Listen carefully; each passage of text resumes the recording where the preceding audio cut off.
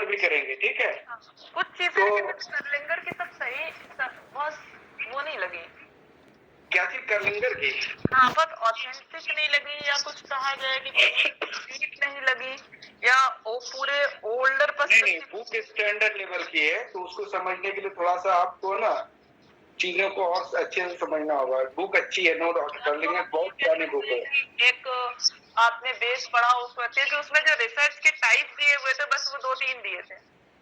Research के types जो है ना, वो डिपेंड करता है कि आप पर्पस क्या है आपका। उसके बाद पर्पस तो उसके बाद भी और भी चीजें हैं जिसके बेस पर रिसर्च डिजाइन को क्लासिफाई किया जाता है। तो उस पर उस चीजों को भी आप जाने। खाली पर्पस पर, अगर पर्पस बेस्ड हो या ऑब्जेक्टिव बेस्ड हो, तो उसे हम रिसर्च डिजाइन को किस तरह क्लासिफाई करेंगे वो अलग है। फिर नहीं, डिजाइन नहीं, हम सिर्फ टाइप्स की बात कर रहे हैं, हम डिजाइन की बात नहीं कर रहे हैं। रिसर्च का क्या नेचर होगा वो उसके अकॉर्डिंग है। फिर और भी है, आप बुक में मैं दे दूंगा। लैंग्वेज है कर्लिंगर की, और चीजें डिटेल में दी हैं, बस। हाँ, ये है कि उस हिंदी लैंग्वेज में कर लेंगे फिर। लैंग्वेज बहुत इजी है। हाँ, लैंग्वेज किसी को सीखना है तो उसके लिए सही है। कर्लिंगर बहुत पुरानी बुक है, अच्छी बुक है। कर्लिंगर नहीं, कोठारी की मैं बात कर रही हूँ। सॉरी, कोठारी। वही बोला कि कोठारी में जरूर प्रॉब्लम होगा, लेकिन कर्लिंगर बहुत स्टैंडर्ड है। कर्लिंगर नहीं, कोठारी। कर्लिंगर तो वही मैं सोच रहा हूँ कि आपका। हाँ, कर्लिंगर नहीं, कोठारी। ठीक है, तो स्टार्ट हम लोग आज शुरू करेंगे। और स्टैट में हम बेसिकली कुछ डेफिनेशन तो आप लोगों को पहले भी दे दी गई थी, वही पीपीटी को मैंने फिर से ये शुरू किया क्योंकि बेसिक इसमें है। और लेकिन और भी मैं इस पर डिटेल में डिस्कस करूंगा कि कैसे कैसे हम चीजों को यूटिलाइज करते हैं, ठीक है। जैसे स्टैट बेसिकली यहाँ पर 2 डिफिनेशन है, और भी बहुत सारे डिफिनेशन स्टैट की आती है। बेसिकली एक स्टैंडर्ड डिफिनेशन है, statistics is the science which deals with the method of the collecting, classifying, presenting, comparing, interpreting numerical data collected through some light of the sphere of the inquiry। तो अब सबसे पहले इस चीज के पहले स्टार्ट करने के पहले हम डेटा के बारे में जानते हैं कि डेटा क्या है, ठीक है।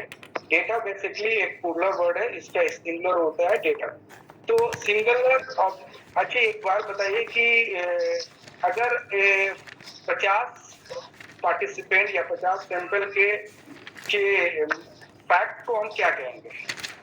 50 सैंपल के फैक्ट को क्या कहेंगे?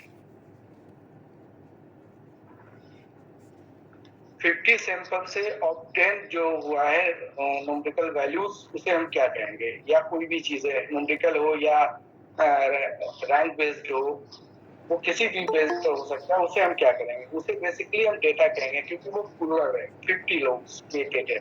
अगर सिंगुलर है तो किसी एक पर्सन के डेटा किसी जो इंफॉर्मेशन कलेक्ट हुई है वो डेटा कहेंगे। इसलिए डेटा आर हमेशा लिखा जाता है, डेटा वेयर लिखा जाता है। सेंटेंस को देखेंगे जब भी इंटरप्रिटेशन लिखा जाता है या कहीं पर आप इसको एक्सप्लेन कर रहे हैं तो डेटा वेयर हमेशा लिखा होगा, डेटा आर जिस तरह होगा। पास्ट में लिखे तो वेयर, प्रेजेंट में तो आर लगाते हैं।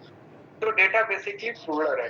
तो अब डेटा रॉ और फैक्ट मटेरियल को कलेक्ट करने के लिए हम क्या करते हैं? हम डिफरेंट मेथड्स को यूज करते हैं, जो हमें स्केलिंग टेक्निक जो है, हमारे 4 स्केलिंग टेक्निक है, जिसमें हम 4 टेक्निक को यूज करके हम डेटा को कलेक्ट करते हैं अपने डेटा, अपने सब्जेक्ट से। जो हमारे पॉपुलेशन एरिया जो डिसाइड किया है हम अपने रिसर्च में, उसमें हम उनके जो मटेरियल जो भी हम उनके फैक्ट को कलेक्ट करेंगे, इन्हीं 4 जो स्केल है, उसी 4 स्केल पर हम डेटा को कलेक्ट करते हैं। फिर उस डेटा को एक टेबल फॉर्म में बनाकर हम उसकी एनालिसिस करते हैं।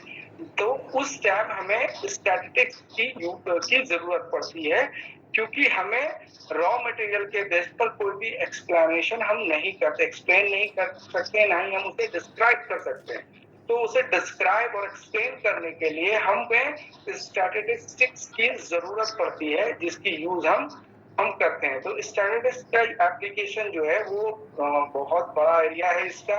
हर फील्ड में स्टैटिस्टिक्स का यूज होता है, जिस फील्ड में, चाहे वो साइंस, बेसिकली इसे लोग साइंस की तरह मानते, साइंस भी है क्योंकि हम एनालाइज करके किसी एक पार्टिकुलर सिचुएशन में एक स्पेसिफिक या एक एक्यूरेट बोलिए या किसी ऐसे इस पर पहुंचते हैं जिस पर हम ये मानते हैं कि इनका मतलब ये मानते हैं कि ये डेटा इस चीजों को रिप्रेजेंट कर रही है। तो खैर नेचर ऑफ डेटा तो बाद में देखेंगे, पहले हम डेटा को किस तरह कलेक्ट करते हैं उसके मेथड्स को जानते हैं। तो हमें 4 स्केल बेसिकली है। कौन कौन से स्केल है आप लोग तो जानते हैं, बताएं। Nominal, ordinal, nominal. Very good. Nominal, ordinal और रेशियो इंटरवल। हाँ, रेशियो इंटरवल और रेशियो। ये 4 मेथड्स है बेसिकली। हम ये 4 मेथड्स पे न्यूमेरिकल डेटा को कलेक्ट करते हैं और फिर उसे एनालाइज करते हैं, चाहे वो न्यूमेरिकल हो या रैंक ऑर्डर में हो, किसी तरीके की भी डेटा हो, इसी डेटा पर हम अपनी स्टैट को इम्प्लीमेंट अप्लाई करते हैं। ओके, क्लियर है जी? ठीक है। तो और स्टैट का यूज बेसिकली क्वालिटेटिव नहीं होते, क्वांटिटेटिव नेचर ऑफ के रिसर्च पर यूज किया जाता है। क्वालिटेटिव में स्टैट का यूज बहुत कम होता है, लेकिन कुछ अभी स्टैंडर्ड स्टडी आई है जिसमें लोग यूज करते हैं। लेकिन ऐसा है कि बेसिकली ये क्वालिटेटिव नहीं होते, क्वांटिटेटिव डेटा पर हम स्टैट के डिफरेंट मेथड्स को, डिफरेंट टेक्निक्स को यूज करके हम एक कॉन्सिक्वेंस मतलब एक रिजल्ट पाते हैं। उस रिजल्ट पर हम अपनी डिस्कशन करते हैं, ठीक है। तो इसमें 4 में से नॉमिनल के बारे में कोई बताए कि नॉमिनल स्केलिंग में हम किस तरह के डेटा को हम कलेक्ट करते हैं। जी सर, बताएं। नॉमिनल में जो सर कैटेगराइज डाटा का जो ना कैटेगराइजेशन होता है उसमें सर, हाँ, जैसे कैटेगराइज किए मेल में, फीमेल में, इस तरह से जो किए तो उस वो नॉमिनल डाटा कहलाता है। Very good. इसमें ये जो डेटा हमने कैटेगराइज किया है ये डिस्क्रिप्टिव नेचर की होती है, डायक्रोटोनमस भी होते हैं। हम कैटेगराइज करते हैं, जैसे मेल फीमेल कर दिया है ना। जैसे हम हाई इंटेलिजेंस लो इंटेलिजेंस पे डेटा को मतलब क्लासिफाई कर दिया, ग्रुप बना दिया। तो हम इसमें रियल डिफरेंसेस भी होते हैं और आर्टिफिशियल डिफरेंसेस के बेस पर भी हम कैटेगराइज करते हैं। एक मिनट, किसी का मैसेज है? क्या मैसेज है? एक minute.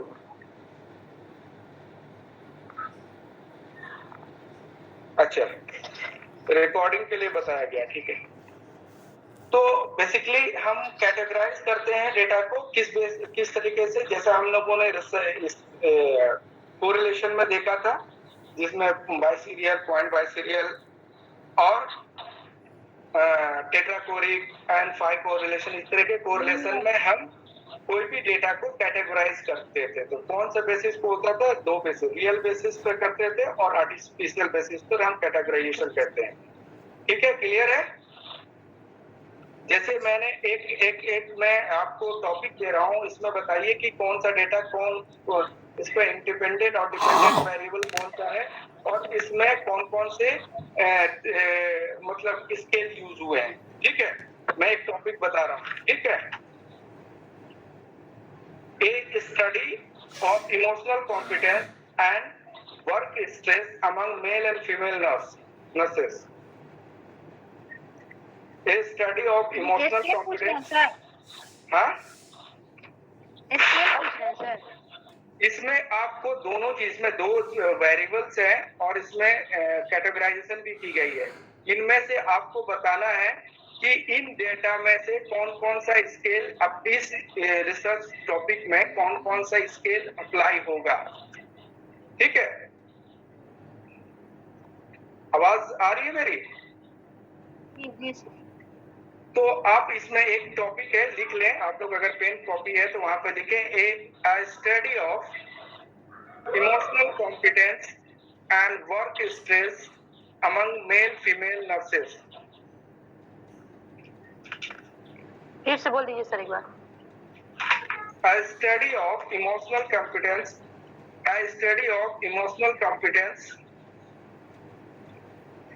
and work stress among male female nurses. ये एक टॉपिक है. इस टॉपिक पर हम पहले among male female nurses nurses.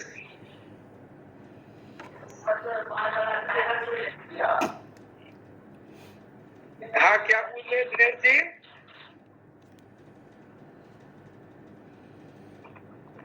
हाँ, लिख लिया आप लोगों ने? जी सर। जी। तो अब आप बताएं कि इनमें से दो वेरिएबल्स हैं, emotional competence and work stress, और इसमें नर्सेस को दो कैटेगरी में कैटेगराइज किया गया है, राइट? Male and female. इनमें से आप लोग बताएं कौन कौन सा स्केल अप्लाई होगा डेटा को मेजर करने के लिए. फर्स्ट पे सर नॉमिनल हो जाएगा स्केल में. किसमें होगा नॉमिनल? नॉमिनल कौन सा करेंगे? मेल फीमेल है सर. मेल फीमेल को कैटेगराइज करेंगे. ये कैटेगराइजेशन रियल है या आर्टिफिशियल है? ये रियल हुआ सर. रियल है सर. रियल है. ठीक है. बाकी की बात बताएं आप लोग.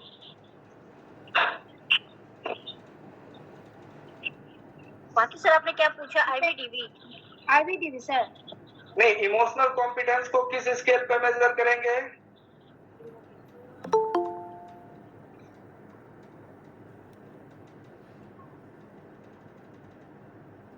Ordinal scale. ऑर्डिनल पे कैसे करेंगे? एक्सप्लेन करें आप. नहीं सर, इंटरवल पे करेंगे सर. Very good. इंटरवल पर. हाँ, बहुत अच्छा आप लोगों ने इंटरवल पर बताया. और बताएं.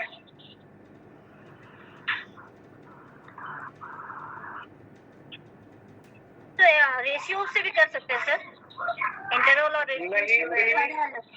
सिर्फ इंटरवल. इंटरवल पर करेंगे. रेशियो पर करने के लिए अभी हम बताएंगे रेशियो में क्यों नहीं कर सकते हैं. चलिए आगे बता. और इसमें जो है वर्क स्ट्रेस को, वो भी हम इंटरवल स्केल पर मेजर करेंगे, राइट? समझ में आ रही है बात? ये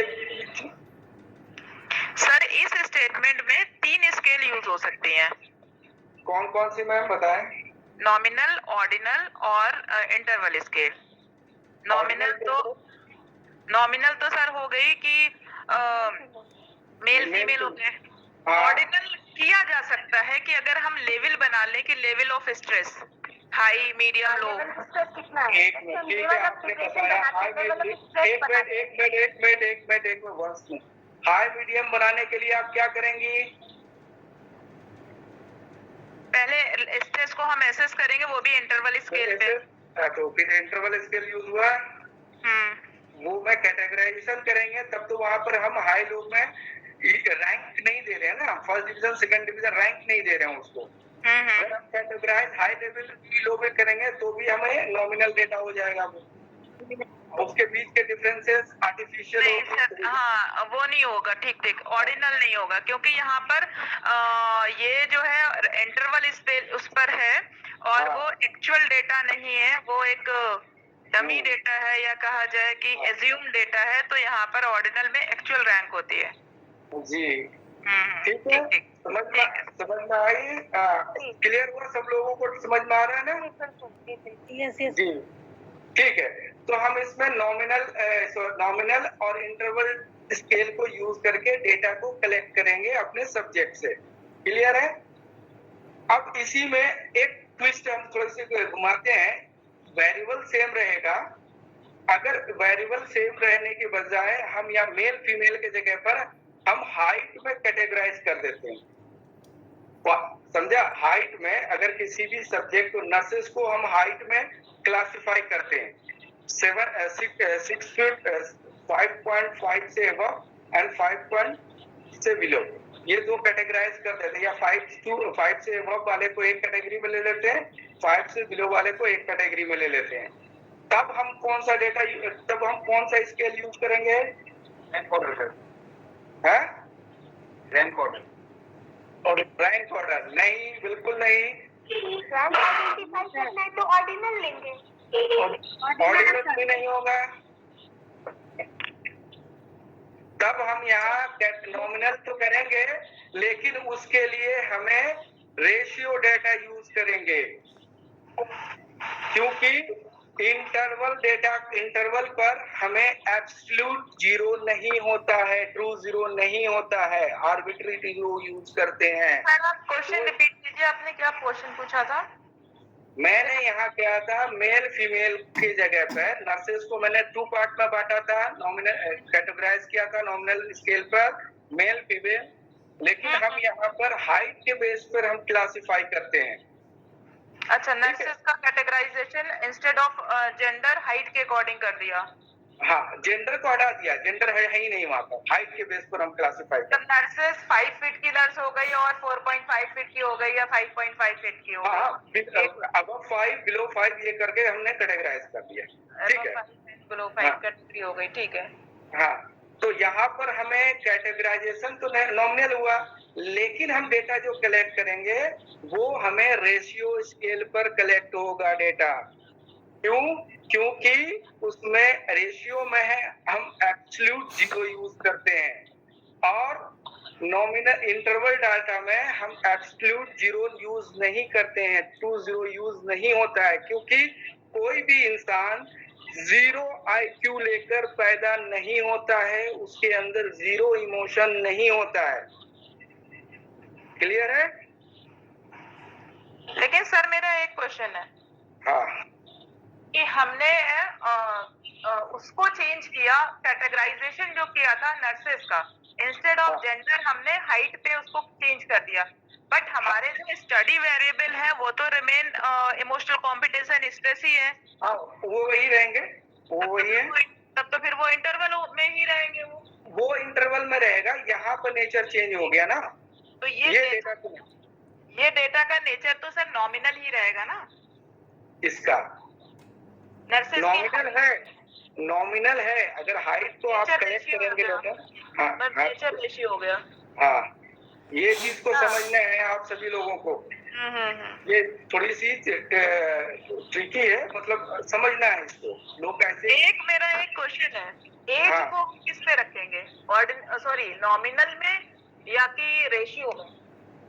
एज जीरो होता है, बेशक होता है, मतलब थोड़ा सा मुझे डाउट था स्टिल कि एज हम जीरो एज में, मतलब सुनिए मैम, जिसमें हम जीरो यूज कर सकते हैं, जैसे हाइट, डिस्टेंस, किलोमीटर, ये सब चीजें, ये तो मुझे मालूम है कि जहाँ पर जीरो का एग्जिस्टेंस है वो रेशियो है, वेट है, हाइट है, केजी है, कोई भी चीज हो गई, जहाँ पर जीरो हमारा आर्बिट्रेरी है या जीरो एज्यूम्ड है वो इंटरवल, बट कुछ एग्जाम्पल होते हैं ना जहाँ पे थोड़ा सा धोखा होता है।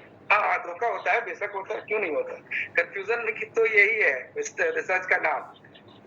आप कंफ्यूज नहीं करेंगे तो सीनियर के पास जाएंगे कैसे, जैसे प्रोफेसर किससे फिर आप प्रोफेसर न हो जाए, आप बहुत बड़े रिसर्चर हो जाएंगे। इसलिए हमेशा अपने सीनियर, अपने एक्सपर्ट से जुड़े रहना चाहिए। बिल्कुल सही बात है, हम जिस चीज से पूछ रहे होते हैं वो पूछे वो 1 सेकंड में बता देते हैं सीनियर क्या ये नहीं है, फिर हम सोचते हैं ये चीज हमें भी पता। तो ये चीजें आपको क्लियर हो गई। डेटा को कलेक्ट करने का तरीका, स्टैट में सबसे बड़ा मेजर यही होता है कि हम डेटा, अब जब आप तो लोग मैनुअल बहुत लोगों ने किया है, लेकिन मैनुअल में उतना नहीं दिखता है। आप जाके SPSS जब यूज करेंगे तब वेरिएबल को डिफाइन करना होता है वहां पर, कि ये वेरिएबल मेरा नॉमिनल स्केल पर है या ये वेरिएबल मेरा इंटरवल स्केल पर मेजर हो रहा है, तो वहां पर हमें बतानी होती है हमें सॉफ्टवेयर को। ठीक है, यहाँ तक कोई क्वेश्चन हो तो बताएं आप लोग। चलिए, तो डेटा जब कलेक्ट हो जाता है तो डेटा को क्या करते हैं हम?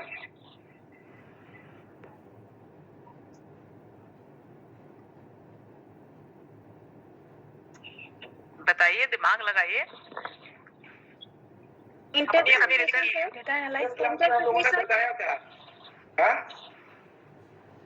इंटरप्रिटेशन।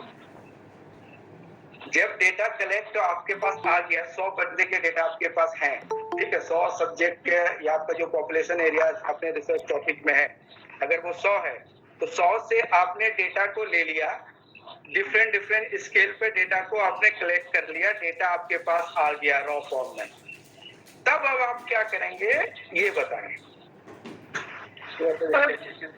कोडिंग करेंगे, एनालाइज करेंगे, हाँ डेटा एनालाइज करेंगे। क्या डेटा सॉर्टिंग। हाँ, फिर क्या करेंगे, डेटा के नेचर को चेक करेंगे, ठीक है। आवाज आ रही है मेरी? Yes sir. तब हम डेटा के नेचर को हम चेक करेंगे कि डेटा हमारा किस नेचर का है और डेटा में कितनी एरर है, क्या हमारा ये डेटा हमारे पॉपुलेशन को रिप्रेजेंट कर रहा है या नहीं, ठीक है।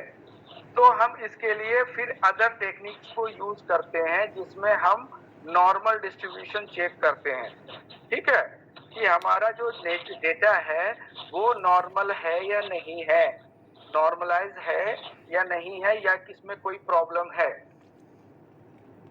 ठीक है। तो इसके लिए हम डेटा को चेक करते हैं कि डेटा किस नेचर का है। इसके लिए कौन कौन सी चीज को यूज किया जाता है आप बताएं।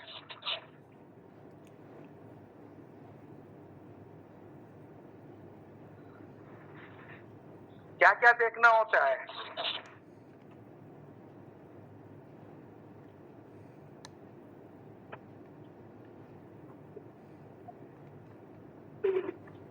आवाज नहीं आ रही आप लोग। डेटा पर डिपेंड होता है, उसमें तो मीन, कभी मीन, मीडियन मोड या एसडी, यही सब देखना। मीन मीडियन मोड हम कितना ऐसे थोड़ी निकाल देंगे, मीन मीडियन मोड हम डेटा को देखेंगे ना, मीन निकालने के लिए कितने डेटा होने चाहिए, या डेटा का नेचर कैसा होना चाहिए जो मीन अच्छा। निकलेगा, या तो मोड निकलेगा या मीडियन निकलेगा। अच्छा, उसमें रैंडम में है कि क्या है, उसको देखना पड़ेगा। उसके बाद हमें सबसे पहले डेटा, सर हाँ मोनी कुछ बोल रहे, कोई बोल रहे थे? हेलो,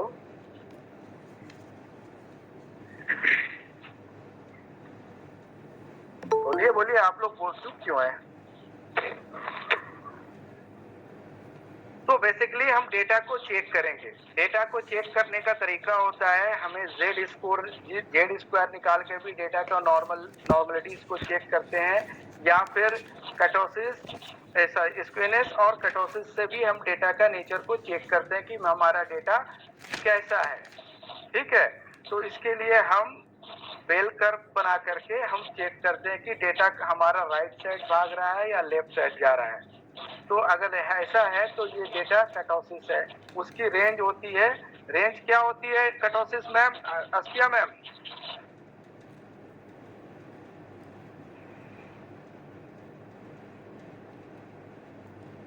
हेलो,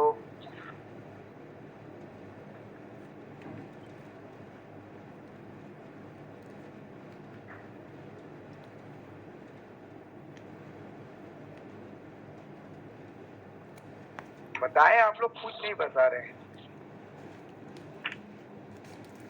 क्या बोले सर? बाउंसर हो रहा है इसका ना? नॉर्मल रेंज कितना है?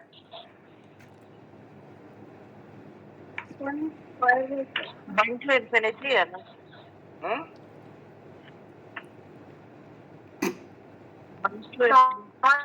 एक्सेप्टेबल क्या होता है? हाँ क्या सर? मैं ये बात पूछ रहा हूँ कि जब हम डेटा को नॉर्मलाइज चेक करते हैं स्क्वीनेस या कटोसिस पर या किसी और भी तरीके से, तो उसका रेंज कितना होना चाहिए? अगर इतना भागता है तब भी हम नॉर्मल इसे डेटा मानेंगे।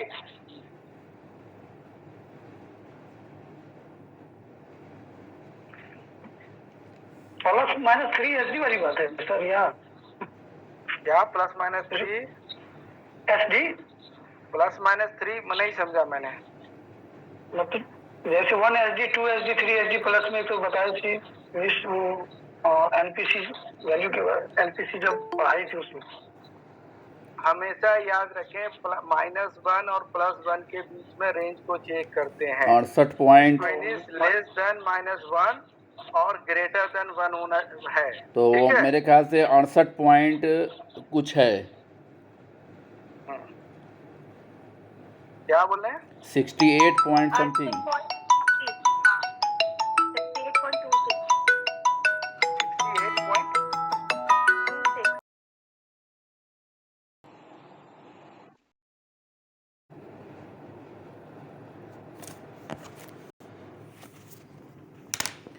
एकदम हमको इरिटेट कर दिया है ये।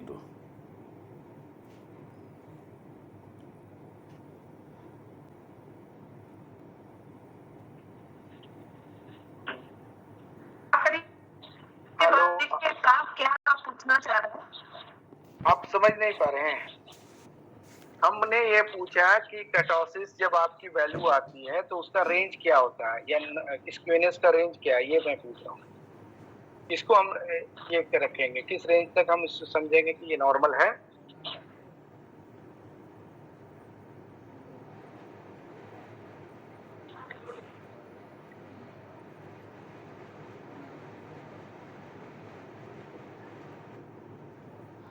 आपको बेल कर्व दिखा देता हूं मैं, आपको उस पर समझ में आएगा।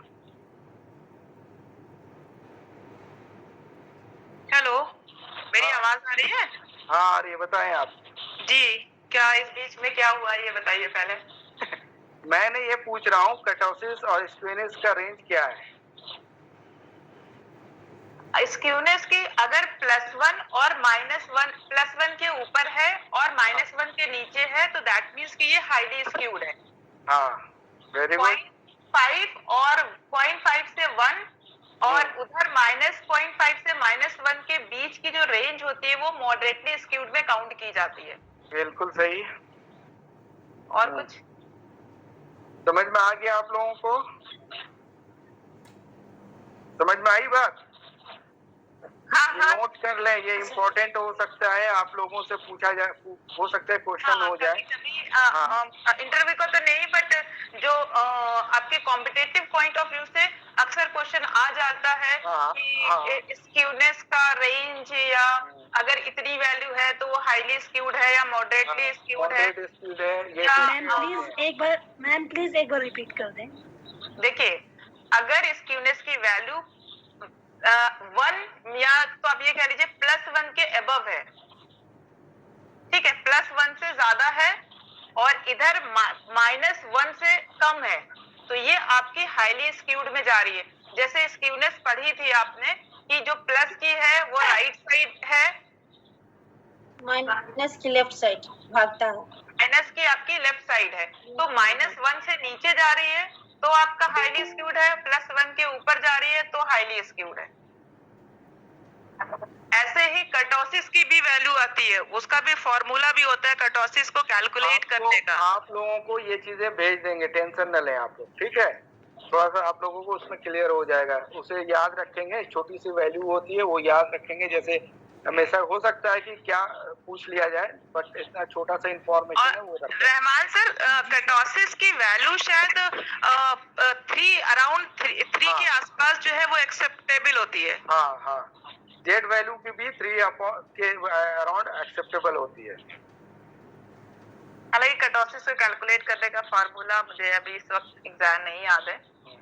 ठीक है, तो ये सब चीजों के बाद हम डिसाइड करते हैं कि हमें क्या यूज करना है। ठीक है, तो on the basis of function descriptive जो स्टैटिस्टिक्स है उसमें mean, median, mode, SP, range, frequency, ये सब चीजें आती है, कोरिलेशन, इंटरवल, ये सब चीजें हैं।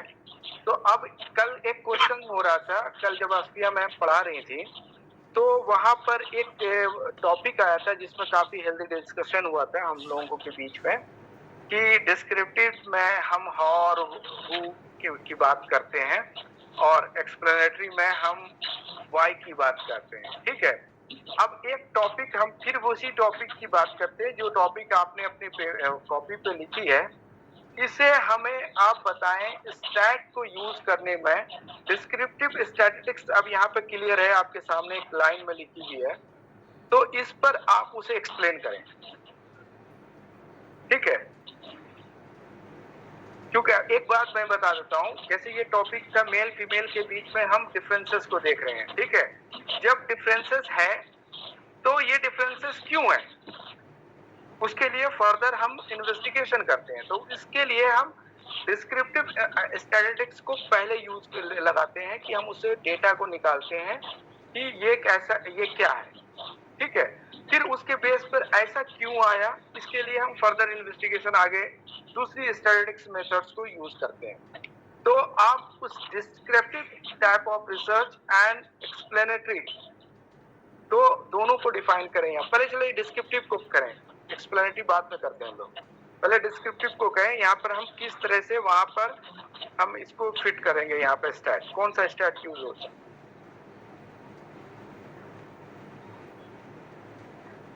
हमने टॉपिक दे रखी है आप लोगों को, मेल फीमेल नर्सेस के बीच में emotional competence and stress work stress के बीच देखनी है आप लोग। इसमें सबसे पहले हम, हाँ बताएं क्या बोल रहे थे दिनेश जी। इसमें सबसे पहले हम मीन निकालेंगे इसका। हाँ, पहले हम देखेंगे सब कुछ नॉर्मल है, सब कुछ है, तो हम पैरामीट्रिक टेस्ट यूज करेंगे स्टैटिस्टिक्स, उसमें हम मीन यूज करेंगे। मीन यूज करने के लिए हमें मीन निकालनी होगी। तो मीन जब निकल जाती है तो ये क्या होता है, मीन क्या बताता है, standard value, central value sir, central value बता देता है कि ये डेटा मीन इसका ये है, ठीक पूरे है। डाटा को दूसरे ग्रुप के मीन को भी ये रिप्रेजेंट करेंगे, ठीक है। 2 ग्रुप का मीन आपके पास आ गया। अब मीन के बीच में डिफरेंसेस आप देखेंगे, उसके लिए आपने टी-टेस्ट यूज कर लिया, ठीक है। टी-टेस्ट यूज करके आपने बता दिया ये दोनों डाटा है, ये दोनों सिग्निफिकेंट है, बस यही ना करते हैं, दोनों के बीच का डिफरेंस सिग्निफिकेंट है, इतना ही यूज होता है ना। हाँ, तो हम डिस्क्रिप्टिव रिसर्च में क्या बताते हैं, बेसिकली हम डिस्क्राइब करते हैं कि ये कैसे हुआ, कैसे और कौन कौन चीजें इसमें शामिल थी, कौन कौन है, कि क्यों हुआ। इसके लिए हम फर्दर इन्वेस्टिगेशन करते हैं कि जैसा दिख रहा है वैसा, हाँ, जो इवेंट जैसा दिख रहा है वैसा ही। जैसे इमोशनल कॉम्पिटेंस में डिफरेंसेस आया है, मान लिया female is higher than male, है ना, फीमेल ज्यादा इमोशनल कॉम्पिटेंस है मेल के बनिस्बत, तो ये दोनों डिफरेंसेस है। तो लेकिन ऐसा क्यों है ना, इसके लिए हम क्या लगाते हैं, दूसरी रिसर्च मैथोलॉजी यूज करते हैं, स्टैटिस्टिक्स यूज करते हैं, मैथोलॉजी एक्सप्लेनेटरी यूज करते हैं। उसके लिए हमें दूसरी रिसर्च या स्टैटिस्टिकल टेक्निक यूज करनी पड़ती है, ठीक है। सर एक ही रिसर्च में इतनी सारी टेक्निक यूज कर सकते हैं? क्या चीज, बिल्कुल यूज करेंगे, क्यों नहीं करेंगे भाई। अगर आपको सिर्फ डिफरेंसेस बता करके छोड़ देनी है, उसके बारे में एक्सप्लेन कर देनी है। कल हमने बताया तो था कि क्या कहते हैं, आप एक रिसर्च में कितनी चीजें कर सकते हैं। आपके एक्सप्लोरेटरी से लेकर डिस्क्रिप्टिव से लेकर आपका correlation, experimental, then explanation, explanatory. हाँ, तो ये आपको जो आपको जो टॉपिक दी गई है, आप सभी लोगों के पास एक टॉपिक है, इसलिए मैंने टॉपिक दिया है कि उस टॉपिक के बेस पर हम समझेंगे तो ज्यादा क्लियर समझ में आएगा। तो इसमें एक लाइन में सिंपल सी ये स्टेटमेंट थी हमारी, study of the emotional competence and work stress among male female nurses. हम मेल फीमेल के मीन्स को निकाल लिया, मीन के डिफरेंसेस को देख लिया कि ये दोनों डिफर है, एक दूसरे से डिफरेंट है, यानी फीमेल में हायर इमोशनल कॉम्पिटेंस है मेल के बनिस्बत। तो ये चीजें आपको मिल गई, एक डिस्क्रिप्टिव डेटा मिल गया, डिस्क्रिप्टिव स्टैटिस्टिक्स यूज कर लिया और आपने इसे डिस्क्राइब भी कर दिया, ठीक है। अब एक्सप्लेनेटरी ऐसा क्यों हुआ, इसके लिए हम क्या यूज करेंगे, हम इसे देखने के लिए हम कोरिलेशन और अदर और उससे आगे देखने के लिए हम कोवेरिएंस यूज करेंगे, है ना। कोवेरिएंस आप लोग को मालूम है कोवेरिएंस क्या निकालते हैं लोग, पाथ एनालिसिस भी करते हैं, या फिर कोरिलेशन निकाल करके हम सीधा रिग्रेशन यूज करते हैं। तो अगर हमें पता चले कि ऐसा क्यों है, तो उसके लिए हम क्या करेंगे, कोरिलेशन टेक्निक यूज करेंगे। तो कोरिलेशन में हम क्या यूज करते हैं, हम रिलेशन देखते हैं। हम एक वेरिएबल को दो वेरिएबल के बीच का रिलेशन किसी एक पार्टिकुलर ग्रुप में देखते हैं,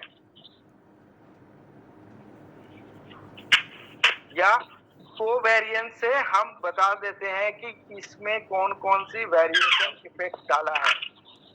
सेकंड देख लीजिए, निकाल दे रहे हैं, पक गया हो तो रेडी करें। कब थोड़ा माइक आप लोग म्यूट कर लें। हेलो, जी सर। तो डिस्क्रिप्टिव एनालिसिस समझ गए, और इसमें स्टैटिस्टिक्स मीन मीडियन मोड होता है।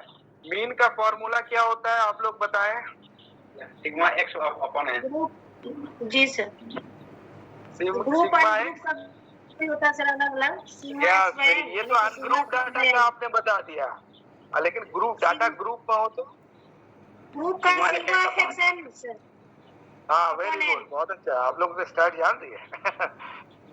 हाँ, तो अब तो लगभग अगर अनग्रुप डेटा हो तो हम उसमें सिग्मा एक्स ये लगाते हैं, अगर ग्रुप डेटा हो तो हम sigma f x upon n use करके हम उनकी मीन वैल्यू निकालते हैं। तो ये बहुत अंदर, यहाँ पर तो इतना टाइम नहीं है कि आपको एग्जीक्यूट करके दिखाया जाता है कि एफ एक्स कैसे निकाली जाती है, लेकिन ये फॉर्मूला जान रहे हैं तो आप लोगों के पास बुक होगी, उसमें देख लेंगे एक बार एफ एक्स कैसे निकालते हैं, एक्स में एक्स को कैसे शायद बताया था मैंने, फ्रीक्वेंसी के बेस पे कैसे निकालते हैं। हाँ, और शायद ये बताया है मैंने कि फ्रीक्वेंसी के बेसिस पर कैसे मीन कैलकुलेट करते हैं और अनग्रुप डेटा हो उसको कैसे करते हैं। हाँ, ये सब हमने बता ही रखा है। कुछ चीजें बीच बीच में बताई गई हैं, बहुत सी चीजें रह गई हैं। अच्छा, तो फिर यहाँ पर हमने ये निकालते हैं, तो फिर एसडी क्यों निकाला जाता है? देखिए, इसमें बहुत सारे चीज है, लेकिन एसडी बहुत स्टैंडर्ड चीज है, ठीक है। एसडी से हमेशा क्वेश्चन होता है कि लोग हम डेविएशन जानने के लिए, हाँ, डेविएशन वैरी कर रहा है कितना, ठीक है, ठीक है, सर कितना डिविएट हो रहा है मीन से, डिविएट हो रहा है, मीन से डिविएशन इसका कितना डिविएट कर रहा है, ये जानने के लिए हम एसडी निकालते हैं। और एसडी ये भी रिप्रेजेंट करता है कि आपका डेटा, मतलब जो आपने जो रॉ डेटा आप कलेक्ट किया है वो आपके मटेरियल मतलब पॉपुलेशन को सही सपोर्ट कर रहा है या नहीं, तो सैंपलिंग एरर है वहाँ, जिससे भी इसके डेटा, इसके मतलब वैल्यू से हम ये पता कर सकते हैं। अगर ये 25% से ऊपर जा रहा है तो इसके मतलब है कहीं न कहीं आपका डेटा एबनॉर्मल है, उसमें डेटा कहीं न कहीं ऐसी डाटा है। जैसे कुछ दिन पहले हम ये फिरोज सर ने, क्या सर आप लाइन पर हैं? हाँ हैं, हम सुन रहे हैं। हाँ, तो सर ने कुछ ऐसी डेटा दी थी जिसमें मीन से ज्यादा उनका एसडी आ गया था, ठीक है। तो यस सर, मैं यही क्वेश्चन अभी पूछने वाली थी कि देयर इज अ पॉसिबिलिटी कि मीन से एसडी ज्यादा हो सकता है। मेरी जो अंडरस्टैंडिंग तो ये कह रही है कि ये कैसे पॉसिबल है। नहीं, अगर हो सकता है तो उसका कोई, अगर है ऐसा हो रहा है तो इसके मतलब मीन का कोई वैल्यू वहां पे है ही नहीं। मतलब ये है कि डेटा सही है ही नहीं जिसका मीन निकाला गया। यस, मैंने अभी, जबकि बहुत अच्छा स्टैंडर्ड जर्नल में पब्लिश पेपर था, हालांकि वो क्वालिटेटिव बेस्ड था, पहले वो क्वालिटेटिव था, फिर उसको नंबर असाइन करके क्वांटिफाई किया गया था। मीन की वैल्यू 0.6 थी और एसडी की वैल्यू स्लाइटली थोड़ी सी ज्यादा थी। हाँ, तो वो एक नहीं है, एसडी वैल्यू भी सकते हैं। ये मैं क्या बोल रहा हूँ, अगर एसडी ज्यादा भाग रहा है तो इसके मतलब है कि आपका जो डेटा है वो आपके पॉपुलेशन को सपोर्ट सही नहीं कर रहा है, ठीक है। और पैरामीट्रिक टेस्ट में सबसे बड़ी चीज ये चीज है कि हम मीन निकालने के पहले डेटा नॉर्मलाइजेशन को चेक करते हैं, तभी हम मीन निकालेंगे। ऐसा नहीं कि डेटा नॉर्मल है ही नहीं और हम मीन निकाल के बैठ गए। उसके लिए नॉर्मल सर मेरा वही क्वेश्चन कि मीन की वैल्यू 0.6, हाँ, तो उसमें फिर n क्या होगा? 0.6 है मीन की वैल्यू। मीन की वैल्यू 0.6। एसडी क्या है? SD 0.6 से ज्यादा थी, SD शायद 0.8 कुछ ऐसा ही था। हाँ, तो डेटा के नंबर ऑफ ऑब्जर्वेशन अगर ये देखिए, अगर वो दिया ही नहीं था नंबर ऑफ ऑब्जर्वेशन बेसिकली। अगर वो डेटा 0.1 में हो, पॉइंट की वैल्यू में पॉइंट में होगी, 0.00 इस अश्विया, तरह से है जी। अश्विया, ऐसा अभी हम बता दें कि अभी हम लोगों ने एक रिसर्च किया था, ठीक है, बेसिकली वो जियोलॉजी का था, जिसमें हम लोगों ने डिज़ोल्व ऑक्सीजन को देखा, ठीक है, मंथ वाइज, कि मंथ वाइज जो पानी में ऑक्सीजन है या फिर जो उसका बहुत सारे फैक्टर्स लिए गए थे, तो उसमें ऐसा देखा गया कि 0.6 0.8 इस तरह का मीन आया है, ठीक है। सर और साइंटिफिक में, साइंस वालों में तो ये आता है कि पॉइंट में उनकी बात होती है, बहुत फ्रैक्शंस वाले उसमें बात होती है, जैसे मैथमेटिक्स हो गया, फिजिक्स हो गया, ये साइंस के सब्जेक्ट में। बट साइकोलॉजी में वो भी एक ऐसी रिसर्च जो क्वालिटेटिव थी फिर क्वांटिटेटिव की गई, खैर होगा, बट मेरा नहीं हो सकता है वो डेटा पॉइंट के फॉर्म में हो, बहुत ही माइनर पॉइंट उन्होंने किया गया हो। अगर पॉइंट में, अगर डेटा 1 में कलेक्ट करेंगे, अगर मान लिया जाए, मैं आपको एग्जांपल दे रहा हूँ, तो वो 60 अराउंड पहुंचेगा। अगर आपके इस रिसर्च में 30 पॉपुलेशन है, 30 आपका सैंपल साइज है, ठीक है, समझ गई जी, तो n इज इक्वल टू 30 है। अगर डेटा ऑब्जर्वेशन पॉइंट कर दिया, 0.01 पॉइंट इस तरह से कर लिया तो ठीक है, लेकिन मीन की वैल्यू कम और एसडी की वैल्यू ज्यादा, इसका मतलब कि बहुत ही ज्यादा था। हो सकता है कि उसमें कोई वैल्यू 2 भी होगा, 2 भी होंगे, 3 भी होंगे, है ना, तो ऐसा हो सकता है। ये वो बहुत स्मॉल उस पे था, वो आपकी ड्राइंग परसेप्शन को इन्होंने different kind of drawing test apply किया था। इसमें ये चीज है ना, एसडी अगर ज्यादा है तो इसके मतलब ये है कि आपका डेटा नॉर्मल नहीं है।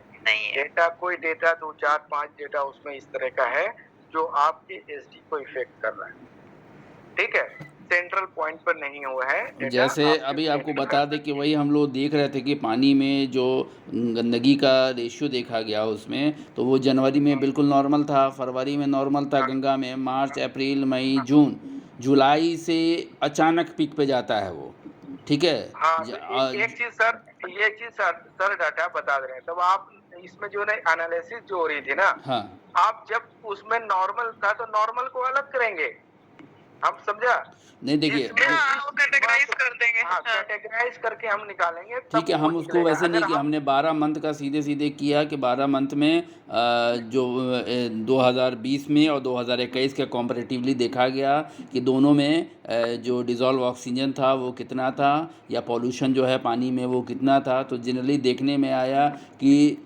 जो जुलाई अगस्त का जो मौसम था, जुलाई अगस्त सितंबर का, इसमें पॉल्यूशन बहुत ज़्यादा पीक पर था अक्टूबर तक, जुलाई अगस्त सितंबर अक्टूबर।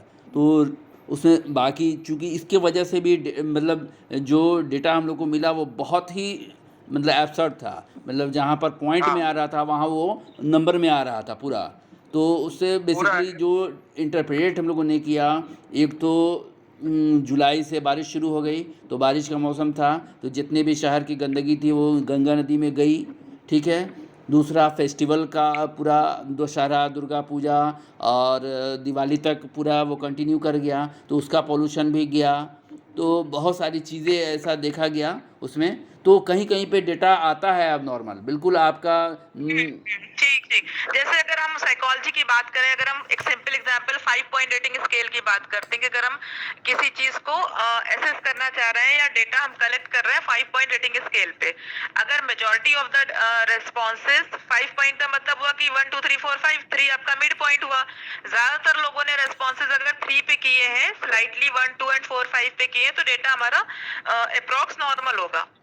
मगर अगर वहीं पर ये हो गई कि बहुत सारे लोगों ने 1 रिस्पॉन्स किया है, एक में मैम कुछ लोगों ने स्केल पे जो लिकेट स्केल पर ना नॉट एग्री को 0 भी रख देते हैं, ये जानते नहीं, हम 1 2 3 4 5 की बात कर रहे हैं सर।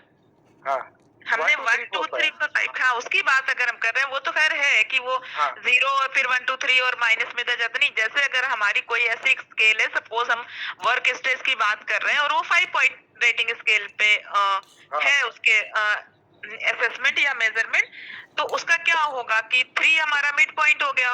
अगर मेजॉरिटी ऑफ द ज्यादातर लोगों ने 3 पे रिस्पॉन्ड किया है कि हमारा स्ट्रेस लेवल मॉडरेट है, और कुछ लोगों ने बहुत रेयर 1 2 पे किया और 4 5 पे किया, तब चांसेस ये है कि डेटा का जो नेचर होगा जनरली नॉर्मली डिस्ट्रीब्यूटेड होगा। और अगर वहीं पर ये है कि सपोज अगर हम 100% का 100 का कर रहे हैं और उसी में 30 लोगों ने 1 पे रिस्पॉन्स कर दिया, 10% लोगों ने 2 पे रिस्पॉन्स किया, ऐसे ही तो उस साइड चले गया 4 और 5 में, तो यहाँ इस तरह के डेटा में एसडी बढ़ जाएगा क्योंकि वेरिएशन बहुत हो गया। वेरिएशन बहुत हो रहा है क्योंकि कभी कभी ऐसा होता है कि आप लोग डेटा देखेंगे कि या तो 1 किया, कुछ लोग ना तुक्का ऐसे मारते हैं। कुछ डेटा आप देखेंगे कि जब किसी सब्जेक्ट को भरने देंगे, उसको जबरदस्ती अगर पकड़ के भरवा रहे हैं तो वो क्या करते हैं, इस तरह मारते हैं, एक पैटर्न को ऑन करते हैं और मारते चले जाते हैं। ऐसा डेटा होता है, तो एक पैटर्न आपको मिल जाता है। हाँ, इस तरह मैंने 400 सैंपल से डेटा कलेक्ट की और यूज हुई 206 डेटा ही यूज कर पाए हम, बाकी सब डेटा फाजिल थे उसमें। उसकी वजह से हमारा मीन हर चीज डिस्टर्ब हो रहा था। तो हाँ, उसको निकाल करके सबको बाहर करके फिर हमने उसे क्लासिफाई किया।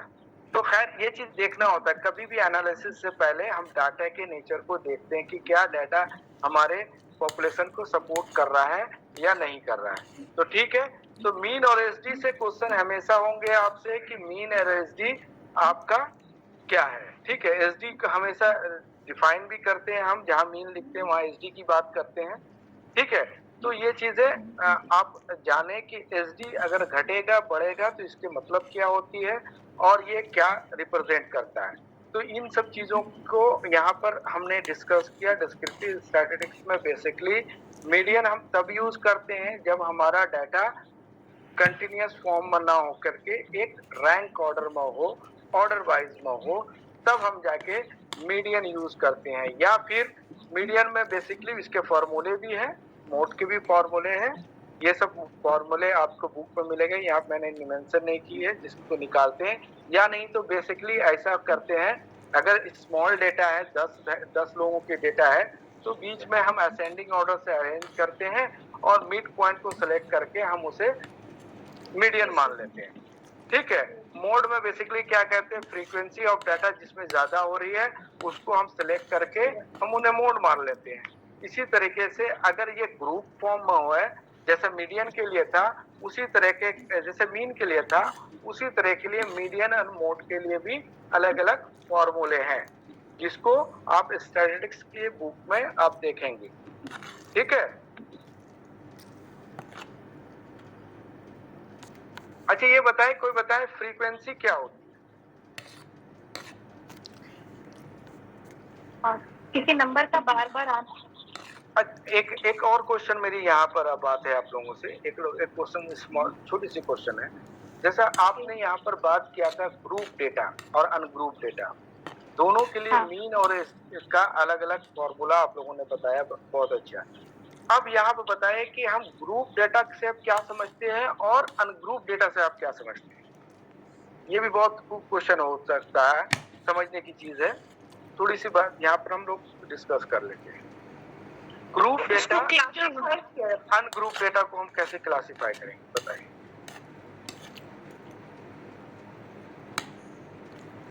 हम किसे ग्रुप डेटा मानेंगे, किसे अनग्रुप डेटा मानेंगे? सर अनग्रुप डाटा को सर, जिसमें से इंटरवल जो दिया रहता है CI रहता है सर, इंटरवल दे के जो फ्रीक्वेंसी करके अरेंज किया जाता है सर। CI क्लासिकल इंटरवल का, ठीक है, क्लास इंटरवल में जिसको सिखा देती है, क्लास इंटरवल में सर। हाँ, और फिर क्लास फ्रीक्वेंसी दे के अरेंज किया जाता है, तो वो हो गया क्लास इंटरवल में। मैं मतलब ये कि रेंज में हमें डाटा को बांटना होगा ना, 5 to 10 इंटरवल आपको सेट करना होता है। ये इंटरवल सेट कर, हाँ, तो फिर हम उसको ग्रुप में करेंगे। ठीक है, वेरी गुड, बहुत अच्छा एक्सप्लेन किया।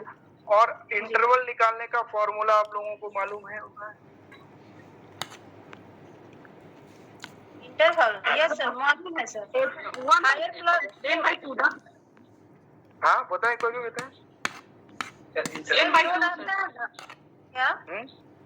नहीं High score minus. High, yes sir. High हाँ, score हाँ। plus, but by 2 sir. High हाँ। plus low by 2. हाँ, ठीक है, ठीक है। हाँ, आप लोग को तो बहुत जान रही है भाई। आप लोग के स्टैट कौन बोलता है कि नहीं है? सब लोग के पास स्टैट है। ठीक है, ये चीजों को आप सर कभी फेस टू फेस मिलकर डिस्कस करिए, उसके बाद पता चल जाएगा कि बिहार में भी बहुत ज्यादा टैलेंट है। अरे हम बिहार नहीं है क्या? हम बाहर से हैं क्या? ऑनलाइन में आपको नहीं पता चल रहा है, एक बार फेस टू फेस मतलब डिस्कशन करिएगा ना, तब समझ में आएगा। बबीता मैम, आपको शायद या वो कहते हैं ना कि अंदाजा नहीं है कि बिहार में लोग जितना ज्यादा हार्ड वर्क करते हैं उतना शायद इंडिया में कहीं नहीं करते हैं। अच्छा मैम, मैं कहाँ से हूँ? हाँ सर, तो बिहार से ही है। भागलपुर कहाँ आता है सर? नहीं सर, आप ज्यादा डीयू करते हैं ना, इसीलिए। डीयू कहाँ से बोला? सर ने डीयू तो नहीं बोला कभी। हाँ। X जो निकलता है ना सर, वही ना मिड पॉइंट हुआ सर। X जो निकलता है, हम जो बबीता सिग्मा मैम हमसे लग रही है कि गुस्सा नाराज है। बबीता मैम आप दिल्ली यूनिवर्सिटी करते रहते हैं ना, इसीलिए हम बोल रहे हैं। कहाँ दिल्ली? मैं दिल्ली यूनिवर्सिटी का थोड़ी हूँ। बहुत सारे यूनिवर्सिटीज हैं जहाँ पर बहुत अच्छा से डिटेलिंग करके पढ़ाया जाता है, और जो बच्चा मैंने पढ़ता है, जिसको इंटरेस्ट है कि मैम मैं डीयू को कब बोला मैंने? सर डीयू से नहीं है सर, कहते हैं कि दिल्ली साइड, दिल्ली एनसीआर बिहार में बेसिक चीजें बहुत अच्छी हैं, इसमें कोई वो नहीं है। मेरी मास्टर बिहार से है मैम। हाँ, लेकिन एक चीज ये है कि अभी उतना एडवांस चीजें नहीं पहुंची हैं। जैसे कि बिहार में भी कोई बोल रहे थे, ज्यादातर लोग बोल रहे थे कि अभी भी DSM-4 पढ़ाया जा रहा है, DSM-4 TR, जबकि बहुत सारी जगहों में अगर आप इधर की बात करते हैं, दिल्ली NCR या और आप बहुत सारी यूनिवर्सिटीज में चले जाइए साउथ वगैरह में, तो DSM-5 पढ़ाया जा रहा है काफी पहले से, और इवन DSM-5 TR आ चुका है। हमको याद है 1998 तो हमने जब कोचिंग खोला तो हमारे हेड ने कहा कि ये पढ़ाएगा हैं, इसको पता भी है कि CBT क्या होता है।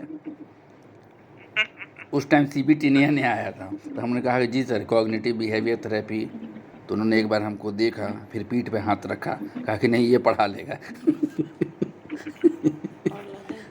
थोड़ा सा तो ऐसा नहीं है कि सारे लोग हैं नॉलेजेबल हैं, ठीक है, लेकिन एक्सपेक्टेशन होता है ना, लोग को एक्सपेक्ट होता है कि नहीं कर पाएगा, क्या जानकारी होगी किसी को। थोड़ा सा बस ये रहता है ना कि जो आपकी बिल्कुल नई चीजें आ रही है, एडवांस चीजें, वो थोड़ा सा देर से पहुंचती है, लेकिन आजकल तो इंटरनेट का जमाना है। हाँ, आजकल तो कोई दिक्कतें नहीं है। नहीं पहुंचती, बात वो नहीं है। ये बात हकीकत है, चाहे मैम माने या ना माने। मैं भी वहीं से आया हूँ, मैं कहीं और से, मैं डीयू का प्रोडक्ट नहीं हूँ मैम, ये बातें आप भी जान लिए। मैं वहां से आया हूँ निकल के। मास्टर मेरी बिहार से है, भागलपुर यूनिवर्सिटी से, Tilka Manjhi university. Sir basic difference sir बता सकते हैं? इनका पास दोनों एक्सपीरियंस है। और एक चीजें और मैं बता सकता हूँ, जरूर मैं बताऊंगा, क्योंकि हम पुराने जितने भी टीचर्स हैं सारे रिटायर हो चुके हैं।